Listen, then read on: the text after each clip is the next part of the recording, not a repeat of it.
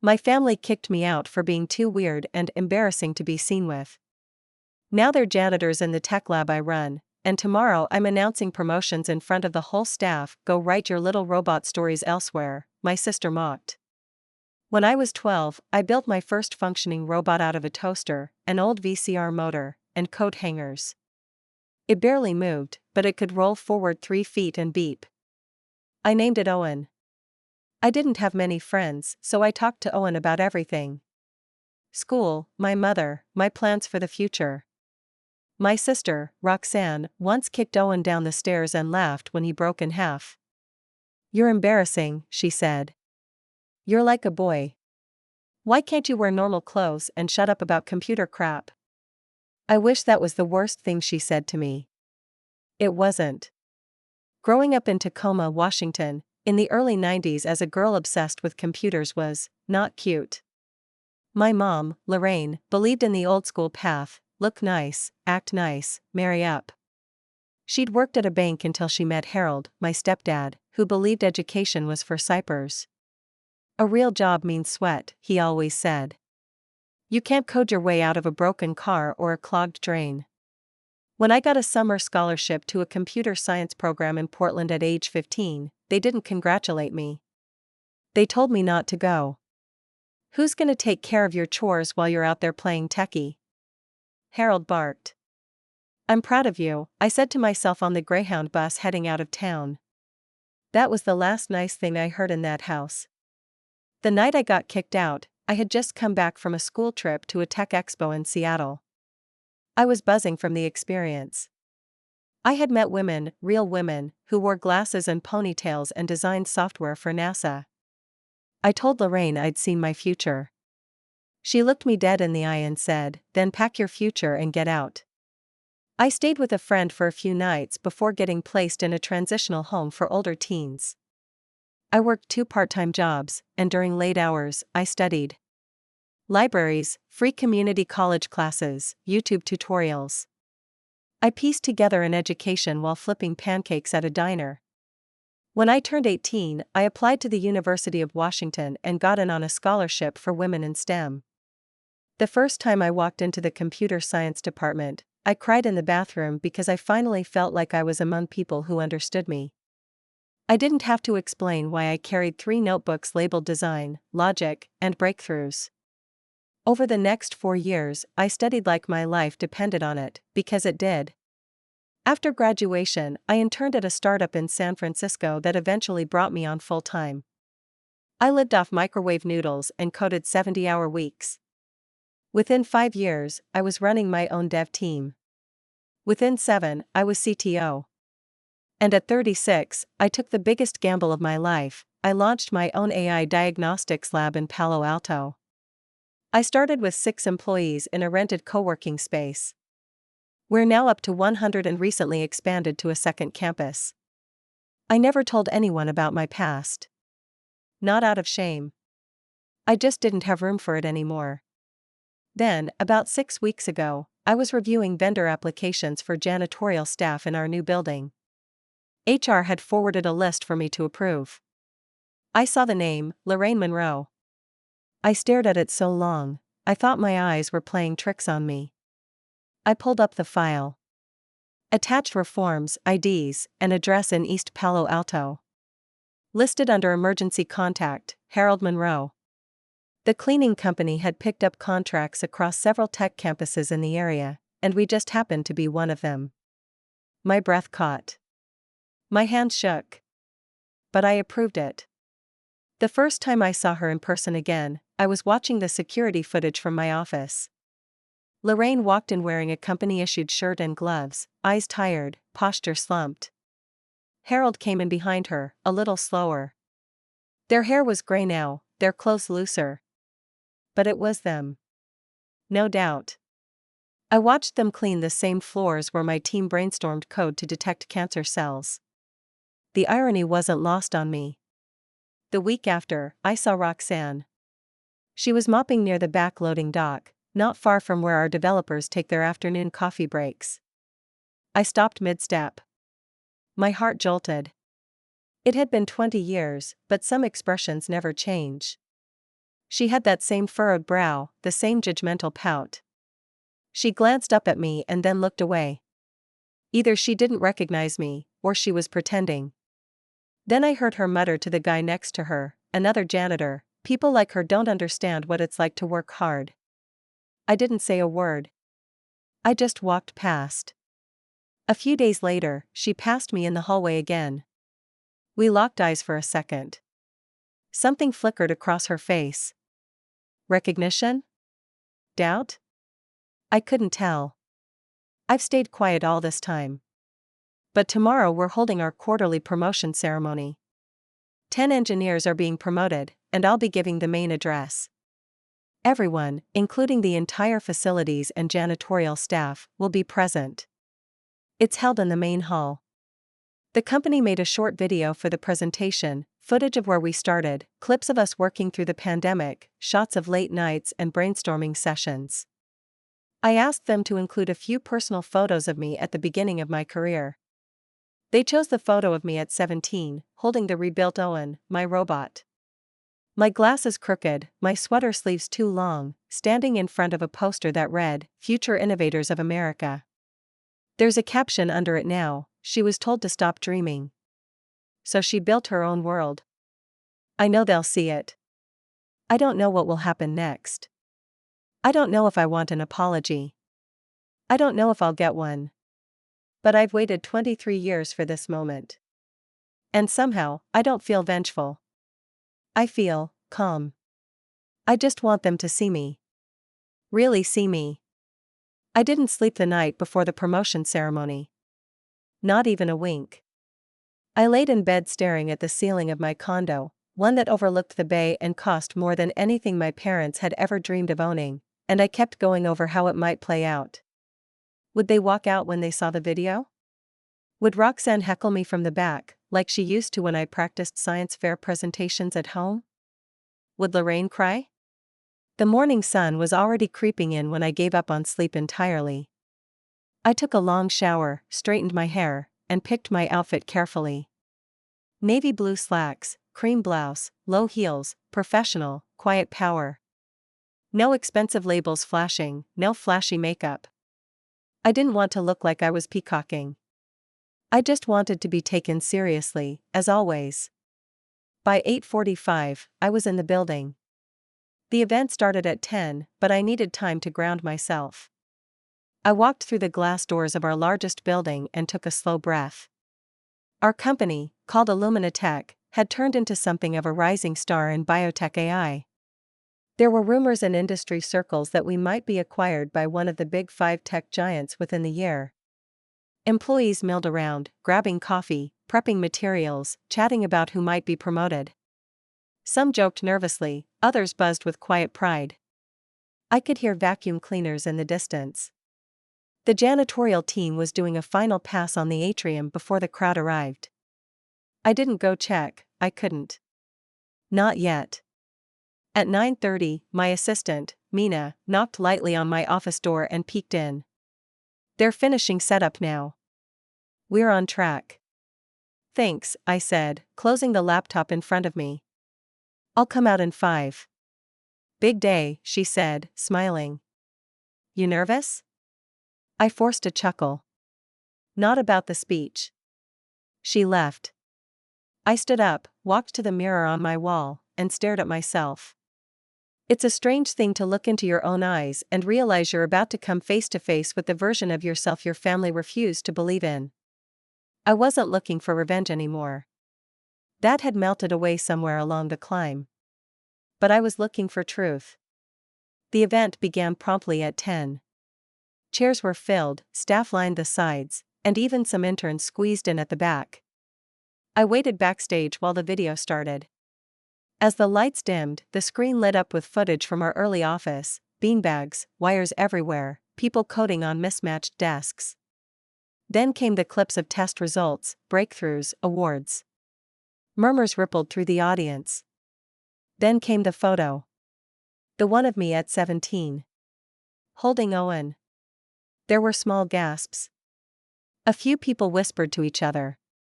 And somewhere, at the back of the room, I imagined Lorraine freezing. I imagined Roxanne's eyes narrowing. Then came a montage of my professional journey. Pictures of me speaking at conferences. A short interview clip where I talked about my mother saying I'd never make it in tech. Then, the line I wrote for the editors to overlay on screen: sometimes you have to let go of your family to build the life they told you didn't exist. When the video ended, I walked out. Polite applause. Smiling faces. People expecting the usual corporate remarks. But I stepped up to the mic and paused. "My name is Delia Monroe," I said, slowly.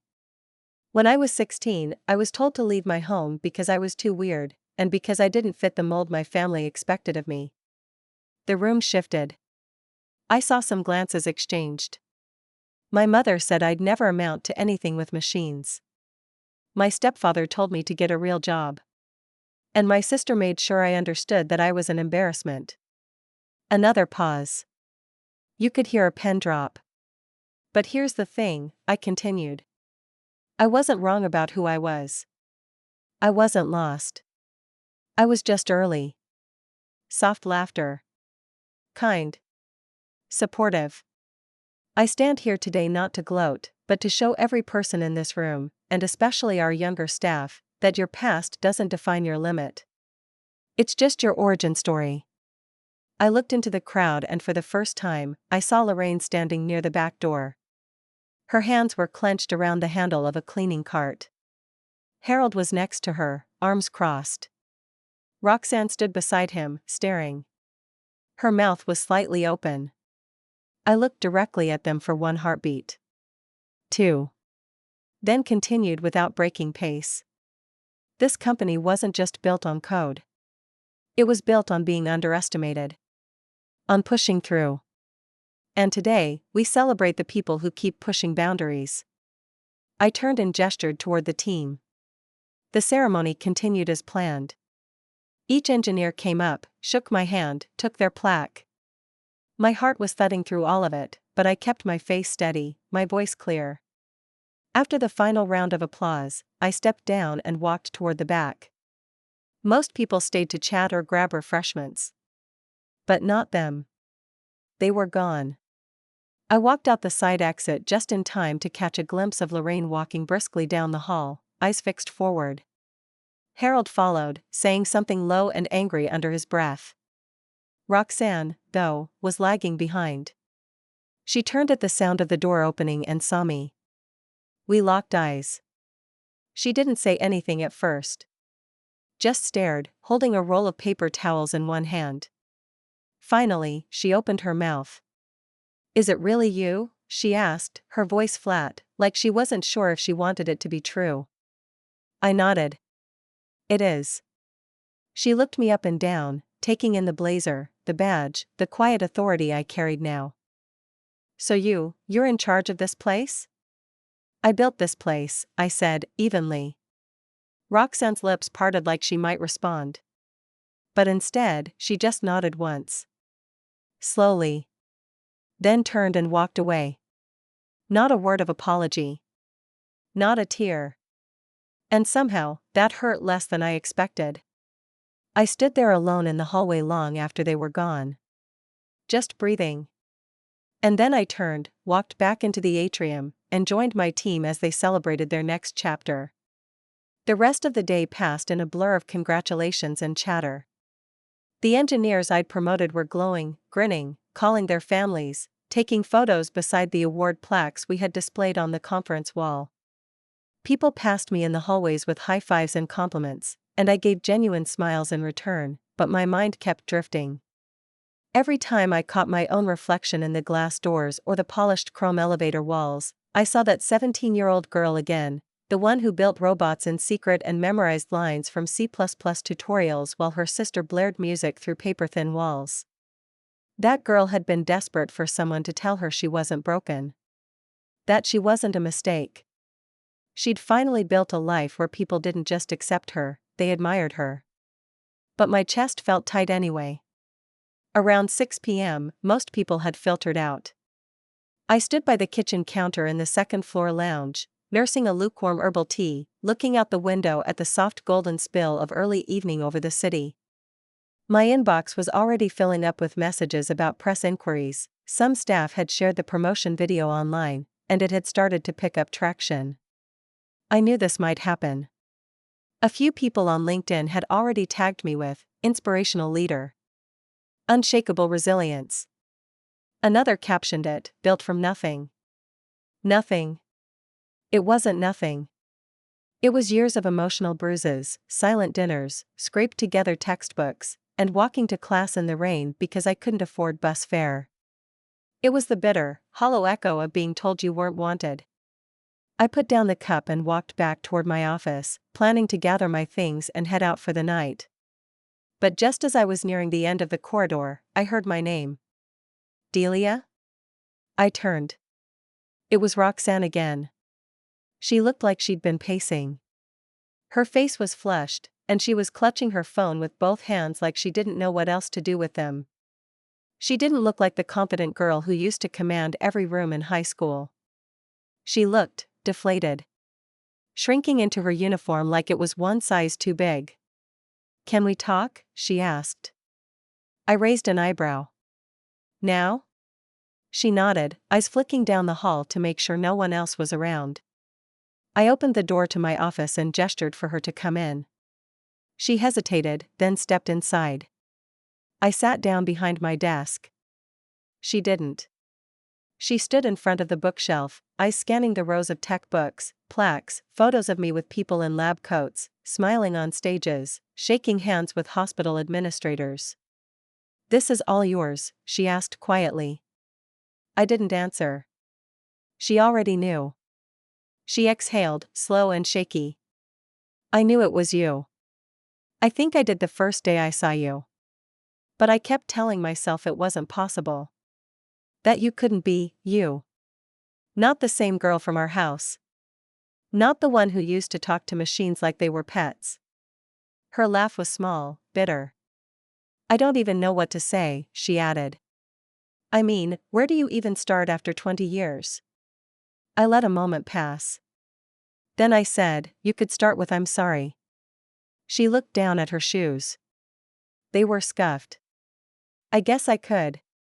Another silence. Heavier this time. "You know, I told myself a story all these years," she continued. "That you were the one who left us. That you were selfish. Cold. That you chose your little machines over your family." Her voice cracked a little on the last word. "But the truth is, we weren't family to you, were we?"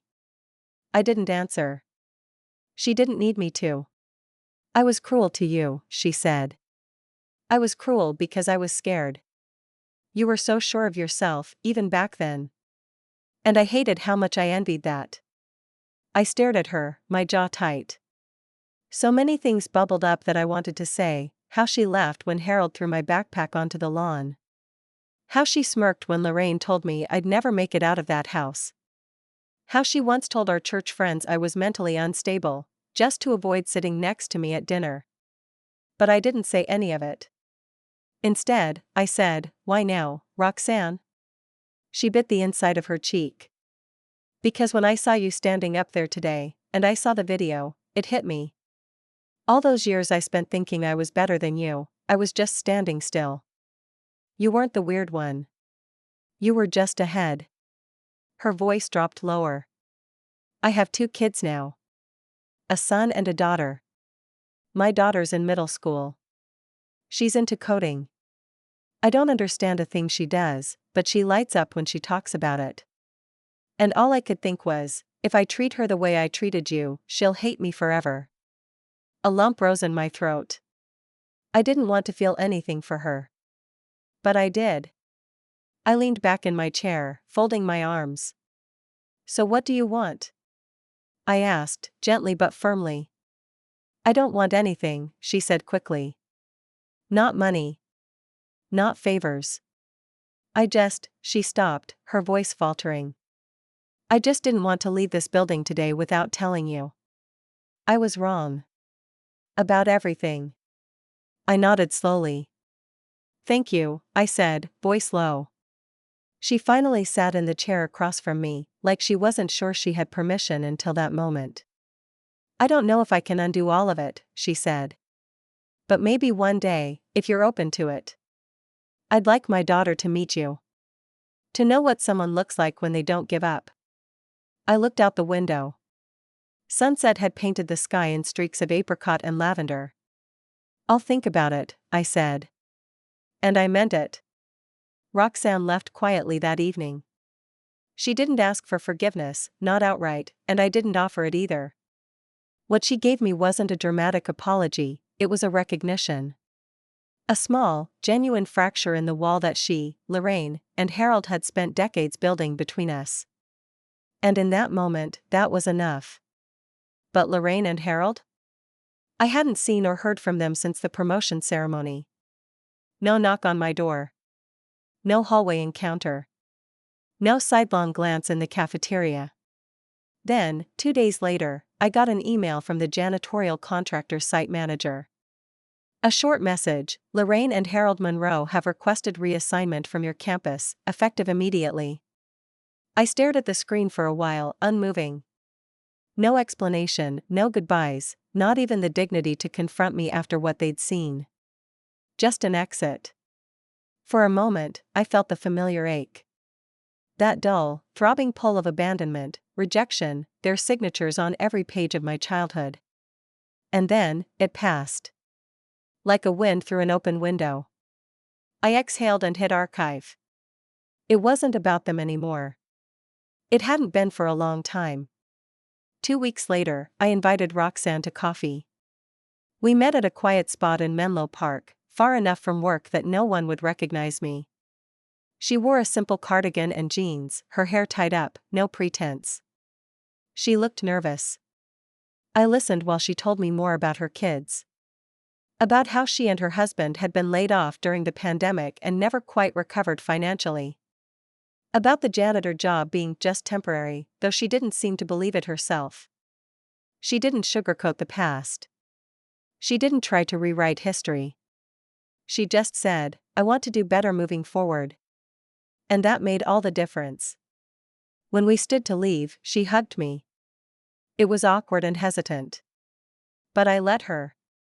That night, she texted me a photo of her daughter building something that looked like a robot made of Legos. Her name's Tessa. She wants to be an engineer. She reminds me of you. I stared at the photo for a long time. Then I replied, tell her she can be anything she wants.